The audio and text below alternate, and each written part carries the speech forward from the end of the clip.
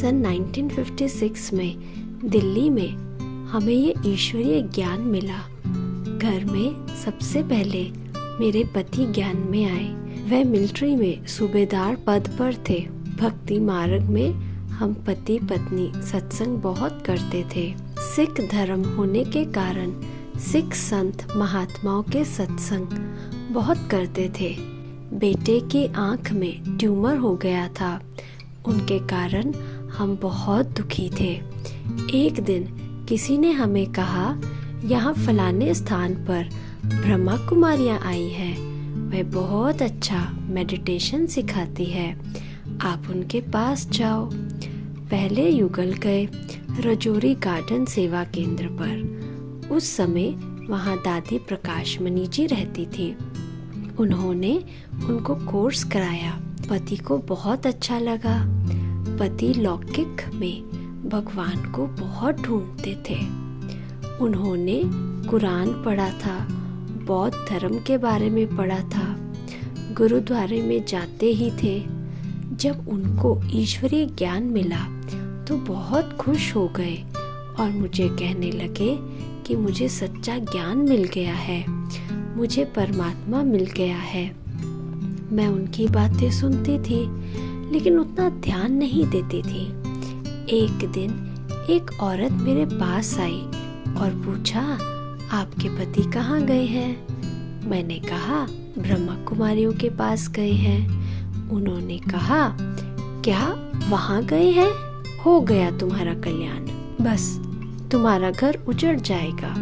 वह जादूगरनियाँ है, वह सुरमा डालती है। जो उनके पास जाएगा वह घर बार छोड़ देगा। मुझे उस औरत की बातें सुनकर पति पर बहुत गुस्सा आया। मुझे बुखार भी हो गया।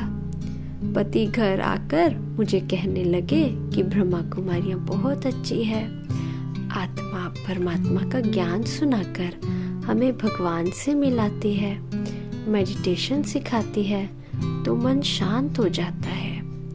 मैंने कहा, मुझे नहीं वहाँ जाना, ना सुनना है।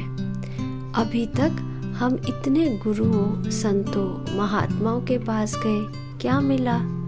मुझे उनकी बातें नहीं सुननी है। भगवान है ही नहीं। भगवान है तो मेरे बच्चे की आंख क्यों निकली पड़ी है? उन्होंने कहा, तुम एक बार तो वहाँ जाकर देखो। मैंने कहा, मुझे ब्रह्मा कुमारियों की शक्ल भी नहीं देखनी है। रविवार का दिन था। पति घूमने के बहाने मुझे सेंटर पर ले गए। जब मैं वहाँ गई तो दादी प्रकाशमणि जी का क्लास चल रहा था। उस क्लास में वह सुना रही थी कि जो हमको गाली देता है उनका भी कल्याण भगवान करता है। ये बात मुझे तीर जैसी लगी क्योंकि मैं ही इनको गाली देती थी। मुझे बहुत आश्चर्य हुआ कि मेरी बात इनको कैसे पता पड़ गई। दूसरे दिन फिर से पति ने पूछा, क्या तुम भी आओगी? मैंने कहा, देखूंगी। उन्होंने कहा, हमारे बाबा आने वाले हैं, इसलिए उनसे पहले तुम कोर्स कर लो तो उनसे मिल सकोगी। फिर मैं कोर्स करने लगी। कोर्स मुझे बहुत अच्छा लगता था और बहुत खुशी भी होती थी।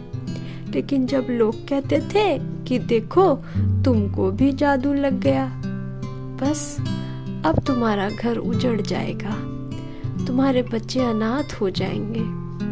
फिर मुझे संशय आ जाता था कि क्या है।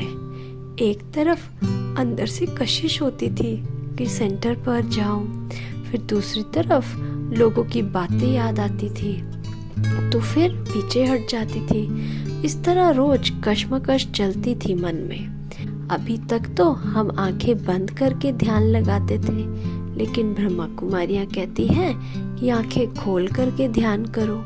मैंने पति से पूछा कि आंखें खोलकर ध्यान लगाने से आपका ध्यान लगता है क्या? वह कहते थे, तुम चुपचाप आती जाती रहो, वह जो सुनाती है वह सुनती रहो, घर में अभ्यास करती रहो, धीरे धीरे तुमको समझ में आ जाएगा। 7 दिन का कोर्स पूरा हो गया। मुझे आत्मा के बारे में ज़्यादा बताया गया था। मेरे साथ और भी मिलिट्री वाली बहनें आती थी। वह कहती थी हम योग में ऊपर जाकर आई है, भगवान से मिलकर आई हैं, लेकिन मुझे कुछ अनुभव नहीं होता था। वह बोलती थी कि मैंने कोई भगवान नहीं देखा, मैं तो यहाँ की यहाँ ही बैठी हूँ।